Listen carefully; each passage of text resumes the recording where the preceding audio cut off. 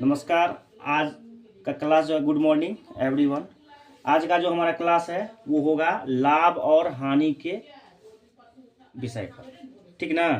और लाभ और हानि क्या होता है, तो लाभ हानि क्रय विक्रय, लाभ हानि क्रय विक्रय। सबसे पहले जानो कि यदि हम मार्केट जाते हैं तो मार्केट में हम कोई भी सामान यदि खरीदते हैं तो उसे हम क्रय कहते हैं। मतलब खरीदना क्रय कहलाता है और बेचना जो है वो क्या कहलाता है, विक्रय कहलाता है। मान लो कोई वस्तु हम खरीदते हैं, ठीक ना। और यदि सपोज मान लीजिए कि हम कोई मान लीजिए कि ये क्या है, मार्कर है ये, ठीक है। ये मार्कर को यदि हम खरीदते हैं तो इसको हम कहते हैं क्रय मूल्य। यदि इसे बेचा जाता है तो विक्रय मूल्य। यानी कि खरीदना क्रय मूल्य और बेचना विक्रय मूल्य। और खरीदने बेचने के दरमियान यदि आम भाषा में बोले तो यदि हम कोई सामान खरीदते हैं, यदि खरीद मूल्य से कम मूल्य पर यदि बेचते हैं तो इसको हम बोलते हैं घाटा, बोलते हैं हानि हो गया, ठीक।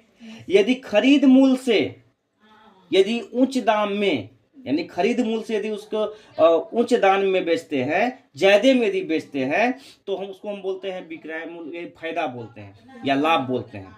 तो यानी कि मान के चलिए कि यदि हम किसी वस्तु को, यानी कि किसी